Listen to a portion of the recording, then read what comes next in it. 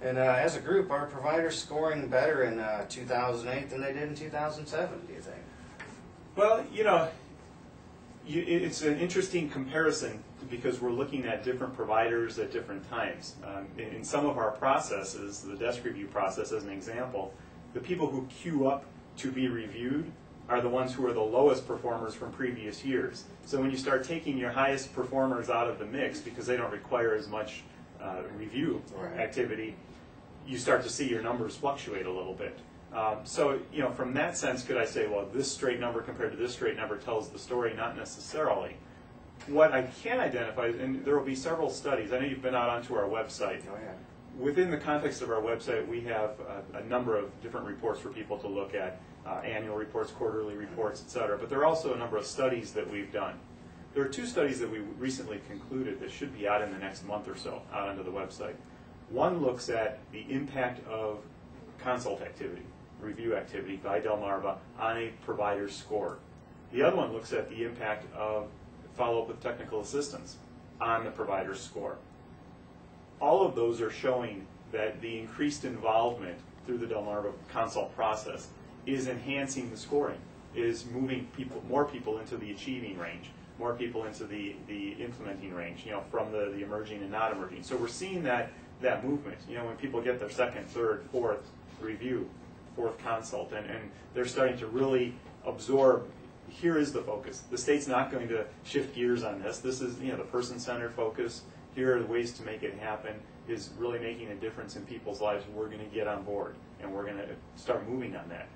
Those folks are indeed, we're seeing improvement in their scores. One of the neat things is if you ever see one of my presentations, one of my favorite little graphs, shows the impact of support coordination performance in the WISC relative to personal outcome measure achievement for the people they serve.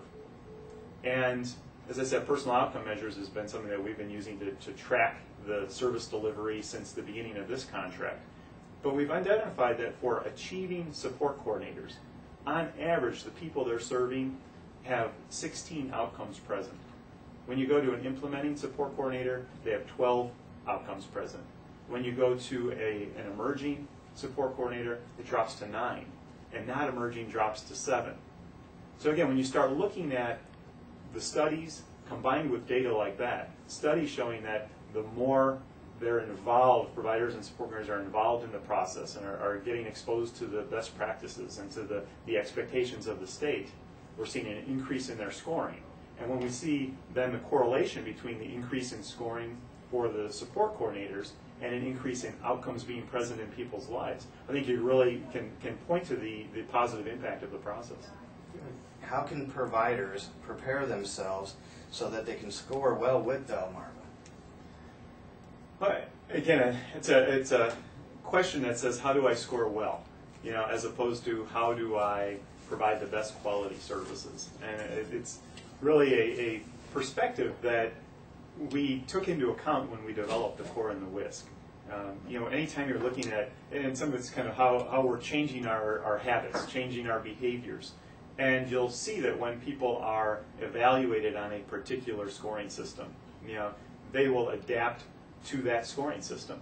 If it's met, not met, as we talked about earlier, with, do you have these documents, do you not? People want to do well. People want to get 100%. They want to get an A. And so they adapt their systems to do that. When we designed the core and the WISC, we designed them to measure what the state wanted to see as outcomes. So again, it's not necessarily prepping for the test, shall we say, but rather accepting the goals of the system and living by that. So again, service delivery that's person-centered, service delivery that incorporates individuals into your process, service delivery that is based on organizational practices driving your systems and ensuring consistency, internal quality assurance activities to look, are we really meeting the needs of the people that we're working with? How does a support coordinator prepare? Take a look at, let's say you're serving 40 people, right, and each one has 3 goals they're working on. Take a look at those 120 goals that are out there rotating each year that you're working on and evaluate, have people met those goals? Are we making a difference in people's lives? If the answer is we've only achieved 5 of those 120 goals over the year, then You want to look internally. What are my systems to ensure that we're making a difference in people's lives? If you're at 110 out of 120, it's a good chance you're going to do very well on your Delmarva review. To understand the review, understand the consult process, I'd say go onto our website. All of our instruments are there, our procedures are there, our protocols are there. I would say drill our employees with questions. When you get a call from a consultant, feel free to ask any question. How do I, what are you going to be looking for in this? What are you going to be looking for in that? This is all very, very open, very transparent process. It's not a matter of us trying to go out there and say, we're going to look at something you don't know about. It's really about how do we look at your overall service delivery, and that's what the instruments are identified to capture. So I think, those two things, talking to folks and getting onto the website are a real good prep. Okay. And what can providers do if they disagree with their Delmarva score? We've looked at that, and we've received some feedback from providers about this, and have made even recently some adjustments to the process, whereby during the process, and this is intended to be a very interactive process, whether it's the WISC or the core. It's not a matter of saying, we need these 5 files, give us the files, we're going to go sit in this room, and we'll call you at the end of the day and tell you how you did. It's really, hey, we're going to sit here together, we're going to go through the files. If I can't find something, I want you to find it for me. I want you to show me. Do you have other examples of where you've utilized this person-centered planning process? Grab another file if you need to. Show us where you've done that. And so we can understand what your systems are and what you're consistently doing. At the end of the review process, end of the consult process, we have a preliminary findings we share. We identify the documents perhaps that we have not seen in the process. And we give you one more chance as a provider to say, okay, we don't see documentation to justify billing for the month of October 2007. Do you have that? Yes, no. If you have it, bring it, and we'll incorporate it into the process. So the answer to that is up front, we've designed the system so there's plenty of interaction, plenty of opportunity to share information before we walk out of the door and put the report together.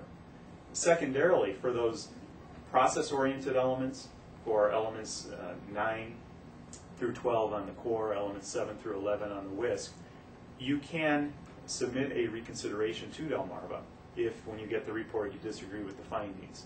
And we would then process that within 30 days. You have 30 days to get it to us. We have 30 days to process it and get the results back to you. It could be we accept the reconsideration and we change the findings, and that then gets reflected in the reporting. Could be we say, well, that does not change our opinion on that.